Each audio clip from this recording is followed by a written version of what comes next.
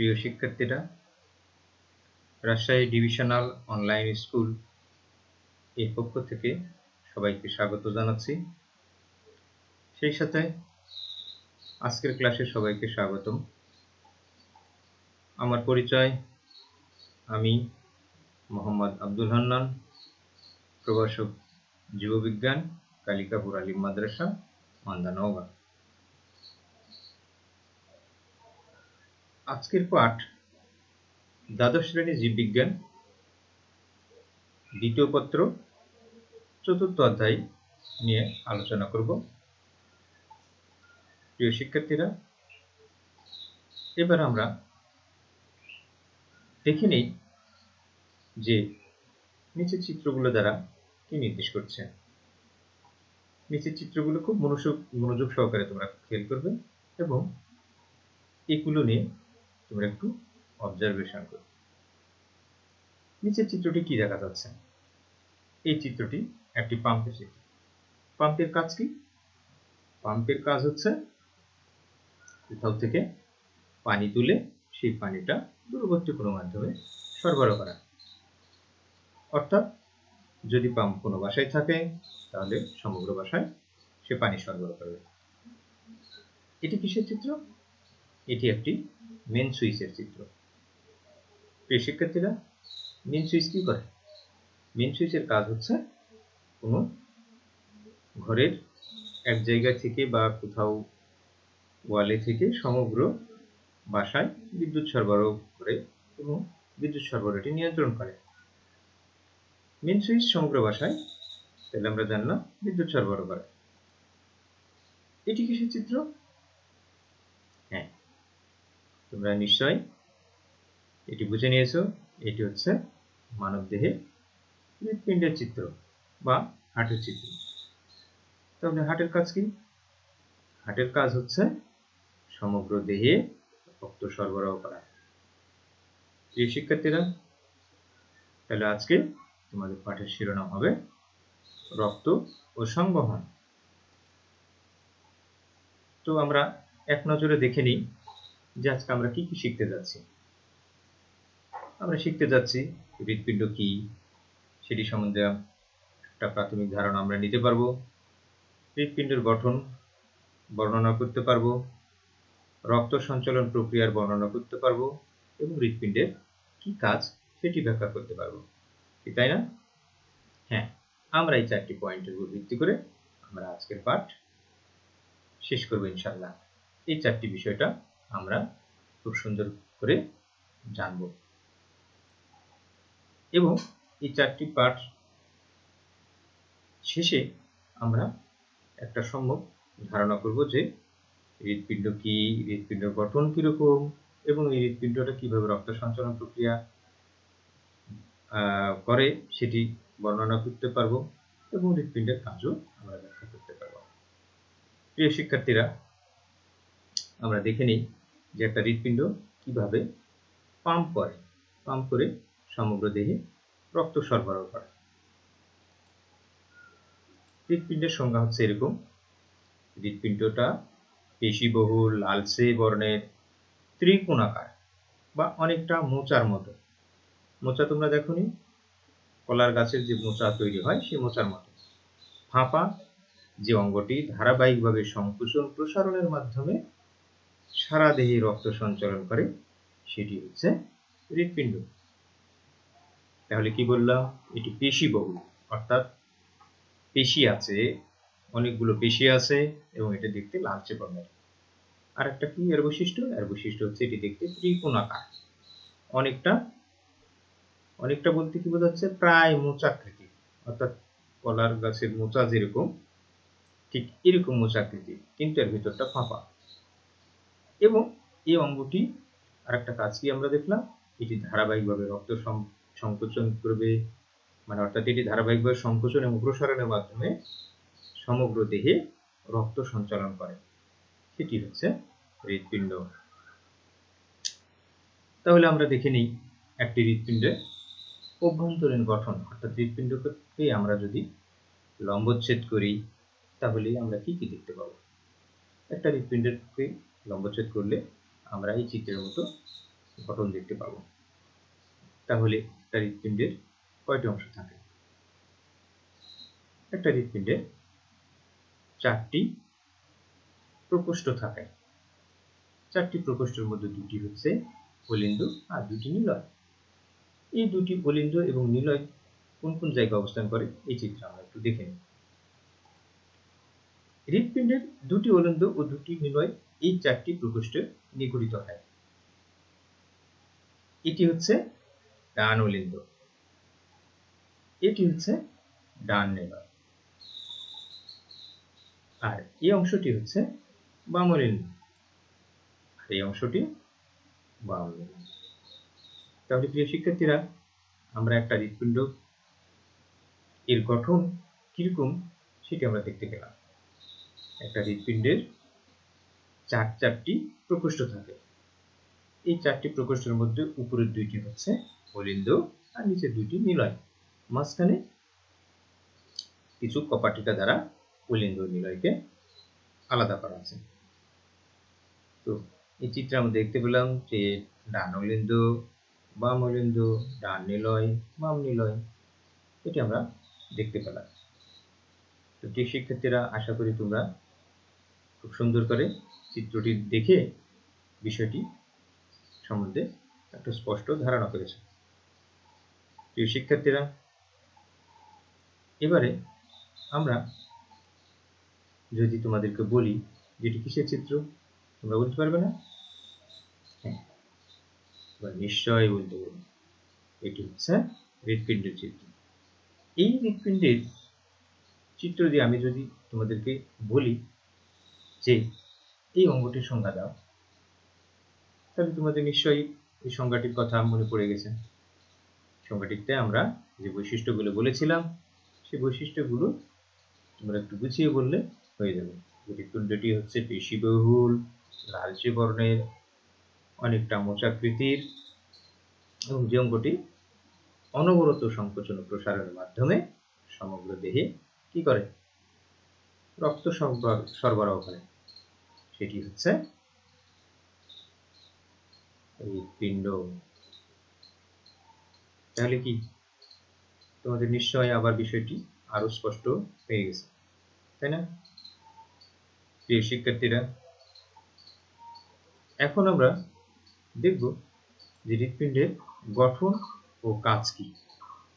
হৃৎপিণ্ডটা আমরা কিছু পূর্বে দেখে আসলাম যে হৃৎপিণ্ড হচ্ছে 4টি প্রকোষ্ঠ যুক্ত, অর্থাৎ 4টি প্রকোষ্ঠ নিয়ে হৃৎপিণ্ড গঠিত। এর মধ্যে হচ্ছে 2টি অলিন্দ, 2টি নিলয়। অলিন্দ 2টি ডান ও বাম ভাগে বিভক্ত এবং নিলয় 2টিও ডান বাম 2 ভাগে বিভক্ত। তো আমরা দেখে নেই হৃৎপিণ্ডের কাজ কি কি। হৃৎপিণ্ডের উপরের দিকে ডান ও বাম অলিন্দ পাশাপাশি অবস্থান করে। আর কি করে? একটি পেশিবহুল অন্ত অলিন্দ পর্দা অলিন্দ দুটিকে পরস্পর থেকে পৃথক করে বা আলাদা করে রাখে। তাহলে এই শিক্ষার্থীরা, আমরা দেখলাম যে একটি পেশিবহুল অন্ত অলিন্দ পর্দা অলিন্দ দুটিকে পরস্পর থেকে পৃথক রাখে। ডান অলিন্দ এবং শিরার মাধ্যমে দেহের সম্মুখ ও পশ্চাৎ অঞ্চল থেকে আসা কার্বন ডাই অক্সাইড যুক্ত রক্ত সরবরাহ করে। প্রিয় শিক্ষার্থীরা, এখন আমরা দেখব বাম অলিন্দ এবং শিরার মাধ্যমে ফুসফুস থেকে ফিরে আসা অক্সিজেনযুক্ত রক্ত এটি গ্রহণ করে। প্রিয় শিক্ষার্থীরা, তোমরা নিশ্চয় বিষয়টি খেয়াল করছো। আর কি কাজ করে? বাম ও ডান নিলয় হৃৎপিণ্ডের মোচাকৃতি অংশের পাশাপাশি অবস্থান করে এবং পেশি গঠিত অন্তঃনিলয় পর্দা নিলয় দুটিকে পরস্পর থেকে পৃথক রাখে। বাম অলিন্দ কি কাজ করে? শিরার মাধ্যমে ফুসফুস থেকে ফিরে আসা অক্সিজেনযুক্ত রক্ত গ্রহণ করে। আর ডান নিলয় কি করে? ডান নিলয় বাম নিলয়ে ডান দিকে অবস্থিত এবং অপেক্ষিত বড় ইহা মহাধমনীর মাধ্যমে অক্সিজেনযুক্ত রক্ত ফুসফুসে সরবরাহ করে। আর কাজ হচ্ছে বাম নিলয়ের কাজ হৃৎপিণ্ডের পাশাপাশি অবস্থিত হয়ে এটি মহাধমনীর মাধ্যমে অক্সিজেনযুক্ত রক্ত দেহের বিভিন্ন অঞ্চলে সরবরাহ করে। প্রিয় শিক্ষার্থীরা, এখন আমরা দেখব হৃৎপিণ্ডের অভ্যন্তরে রক্ত সঞ্চালনের পদ্ধতি কি।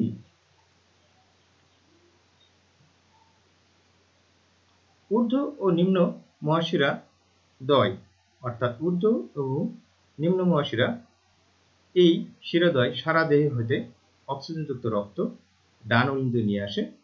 অন্যদিকে পালমোনারি শিরা অক্সিজেনযুক্ত রক্ত ফুসফুস থেকে বাম অলিন্দে পৌঁছায়। অলিন্দদ্বয় পূর্ণ হওয়ার ফলে সৃষ্ট চাপে আন্ত অলিন্দ ও নিলয় কপাটিকাগুলো খুলে যায়। ফলে ডান অলিন্দ হতে অক্সিজেনযুক্ত রক্ত ডান নিলয়ে এবং বাম অলিন্দ হতে অক্সিজেনযুক্ত রক্ত বাম নিলয়ে যায়।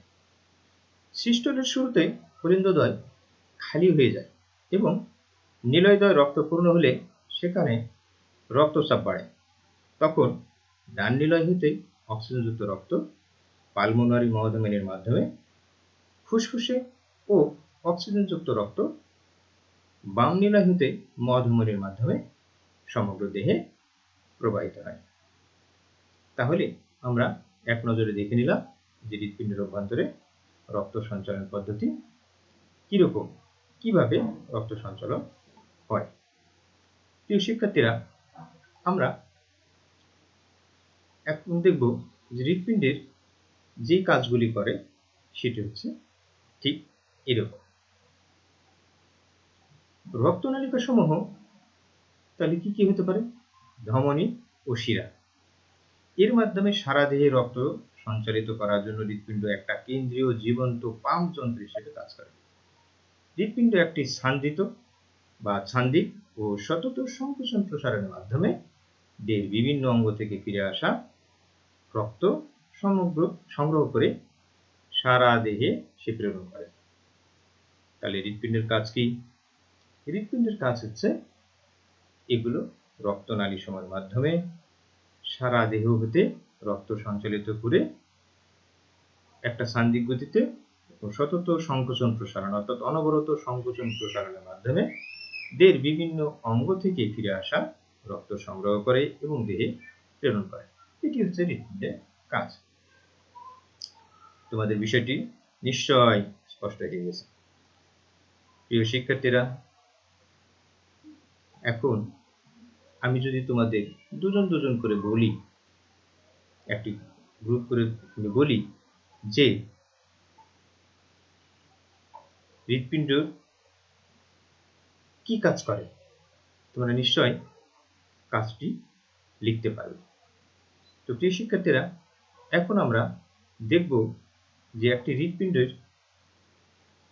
গঠন, কাজ এবং কি, এটি কিভাবে কাজ করে সেটির উপর একটা ভিডিও দেখে নিই।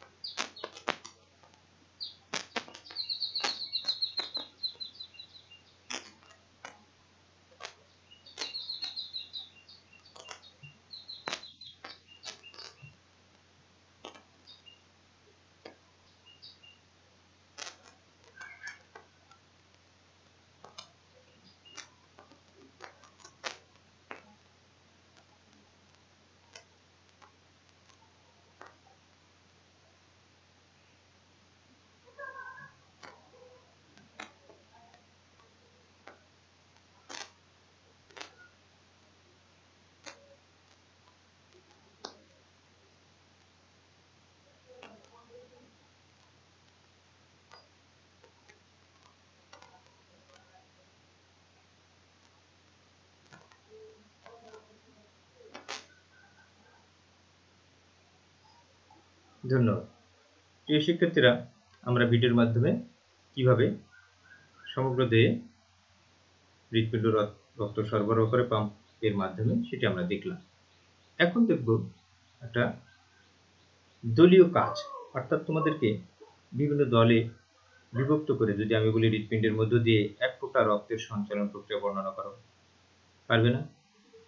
হ্যাঁ, তোমরা নিশ্চয়ই পারবে।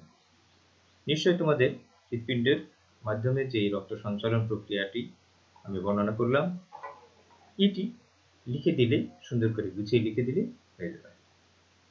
প্রিয় শিক্ষার্থীরা, এবার আমি তোমাদের কিছু বাড়ির কাজ দেব। রক্ত সঞ্চালনে কপাটিকা কি ভূমিকা পালন করে এটি তোমরা বাসায় বসে চিন্তা করে পিণ্ডের গঠন, কাজ এবং তারপরটি প্রকোষ্ঠ রয়েছে, প্রকোষ্ঠগুলি কিভাবে একে অপরের দ্বারা পৃথক এবং এই কপাটিকার মাধ্যমে অলিন্দ এবং নিলয়ের মধ্যে রক্ত কিভাবে সঞ্চালিত হয় এই সম্বন্ধে আর একটু বিস্তারিত তোমরা পাঠ্য বইয়ের সহায়তায় লিখে নিবে যে রক্ত সঞ্চালনে কপাটিকার ভূমিকা কি। তো আজকে ক্লাসে সহযোগিতা করার জন্য সবাইকে অনেক অনেক ধন্যবাদ।